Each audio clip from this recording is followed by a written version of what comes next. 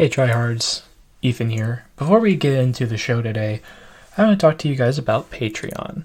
Patreon is a donation service, a monthly subscription service where you donate money to me to support the show, to support the growth of it, whether that means merchandise or more podcasts or other things of that nature. And I would really appreciate if you guys would be willing and able to give just a little bit of whatever extra money you may have. Because while the show will always be free for everyone to listen, the way to make it isn't. And I'm in college, and things are expensive. So I'd appreciate any little amount that you're able to give.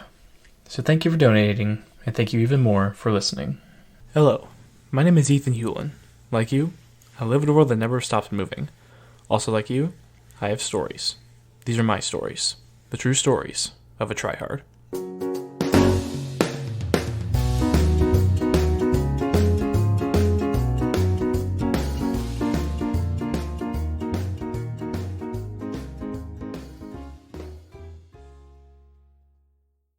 Welcome back to True Stories of a Tryhard. I'm Ethan Hewlin, and this week, it is, once again, just me. Now, we are currently, as of recording, 3 days into 2021, and I know some of us have decided to make New Year's resolutions. I have good news and I have bad news. The good news is, that's a bold step in wanting to make yourself better, though self-improvement doesn't really need to start at the beginning of the year. Good on you. But the bad news is a lot of us who decide to make these resolutions end up failing. And for a lot of people, myself included, a lot of the things that we struggled with last year were mental health based. So, what are some things that we can do to make our goals more attainable? Well, I was inspired by a couple of things. One is a video by the YouTube channel CGP Grey. I don't know if you've heard of him or not, but he's got some good stuff, and he doesn't really talk about a resolution per se. It's more of a season, where it's a shorter amount of time, where you do have improvement, but it's not something that you either like go cold turkey on or go full bore on for a couple of weeks and then you just quit because it's too much, because that's too often what keeps people from achieving what they want to achieve, is that their goals are too big. So what he encourages us to do is for a season, like 2 to 3 months. Say you want to read. So from January to March, you would only read more than you did last year. And a good way that I found to track that is to use a website called Goodreads, where after you read a book, you submit a review and upload it so that way you can keep track of all the books that you've read. I encourage everyone who loves to read like I do to check out Goodreads. And reading is something, ironically, that I actually want to do more of, because I just really haven't had a ton of time to do it. But that aspect of keeping the timeline shorter brought up something else that I was taught when I was in Scouts. It's a fairly common way to set a goal, and I'm pretty sure I've talked about this before, but it's something that I've found relatively useful. It's the SMART way to achieve goals, and SMART is an acronym standing for specific, measurable, attainable, relevant, and timely. And with combination of all those things, you should be able to have a reasonable goal for yourself. So briefly, and I've heard people give seminars about this, let's dive into those 5 things. So let's start at the beginning with S, a very good place to start from what I've heard. S stands for specific, meaning it's not too broad and relatively focused on one specific thing. So, to give a couple of examples, weight loss. That's a very common New Year's resolution. Instead of, I want to lose weight, do something like, I want to lose 10 pounds, or I want to lose 20 pounds, or I want to lose 5 pounds. Giving those specific numbers will help you achieve your goal in that way. For me, I say something like, I want to spend 15 minutes meditating every day. The M in SMART stands for measurable, which means that you're able to measure your progress in an effective way.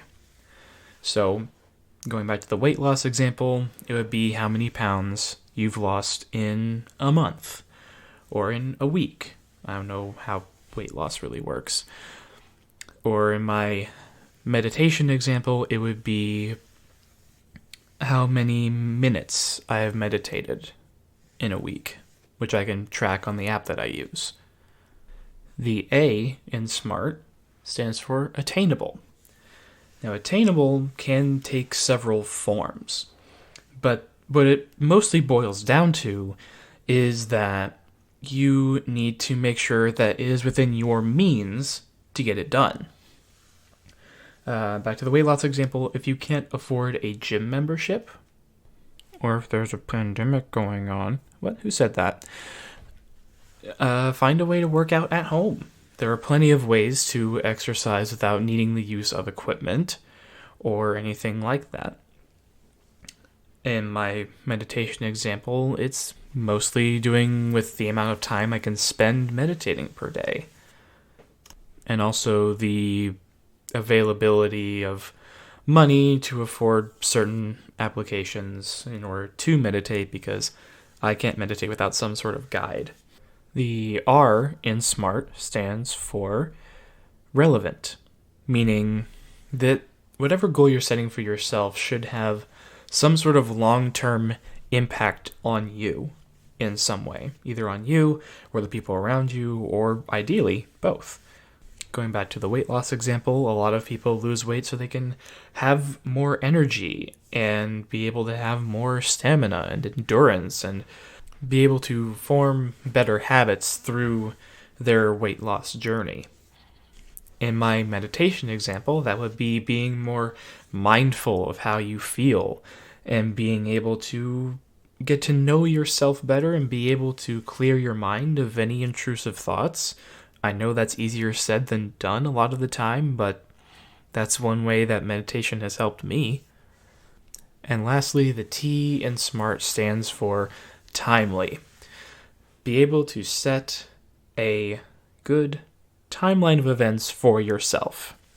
And you can start as broad as you like. For a lot of people with New Year's resolutions, it's something that they want to get done in the calendar year. And that's great. That is a start when it comes to timelines. But what some people miss out on is breaking it down into smaller chunks, because a year seems like a very long time. But when you break it up into smaller chunks, or even down to months or weeks or even days, that makes it more attainable. Going back to what we talked about earlier. Going back to our weight loss example, if you want to lose 20 pounds in a given year, that means you need to lose, on average, 1.6 repeating pounds per month, 0.42 pounds per week, I'm rounding here, or 0.06 pounds per day. The lower amount that you can break it down to, the more attainable it seems.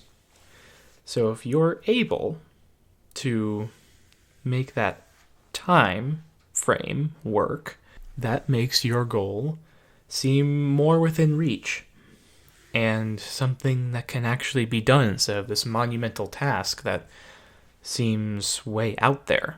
My meditation example is probably the best of this because it's only 15 minutes per day. Spending 15 minutes a day doing anything is not, in the grand scope of a day, that much time. And it's attainable for me, but it may not be for other people. And it's up to you to decide what does and doesn't work. Now this acronym here, SMART, it's all well and good, but I would like to take a few extra steps and make it SMART-ass. Here's what I mean. There's 3 more steps I would like to add to that acronym that I think will enhance your goals. accountability, sustainability, and stretch. Accountability means that you have someone or multiple people keeping you accountable of making sure your goals get done. For example, in the weight loss, you have somebody who works out with you. That way you both are getting the same thing done at the same time, and you're both there to hold each other accountable. For my meditation example, it would be to have somebody meditate with me. That way we're both getting our 15 minutes of mindfulness on a given day. Sustainability. Can you keep this up for a long period of time? And going back to what I said earlier about the seasons, that's for somebody who's more just starting out and they're not really sure how long it's going to be. Once you've gotten through a season, that's when you need to start thinking about sustainability. Can you keep this up for longer than a 2 to 3 month period? And once you've lost those 20 pounds, going back to our weight loss example, do you want to work more on muscle tone and becoming more leaner and more limber? Because you're already in the habit of working out. Now it would just be finding a way to work out for different reasons. That way you can keep that healthy habit going. Or for my meditation example, it would be different things to think about during meditation. Whether it's being mindful of your surroundings or calming an anxious mind. There's something in there for everyone. And keeping healthy habits alive is what will power you and empower you as a person. And finally, stretch. How can I stretch this goal a little bit further into the future once I know that I've accomplished it? How can I revitalize my energy for this goal, but make it in a new light? Like I said earlier, exercising for muscle tone instead of weight loss, meditating on a different topic, or even finding a different goal altogether that can tie back into it, like running instead of just doing strength training. The more healthy habits you have, the more impactful they are.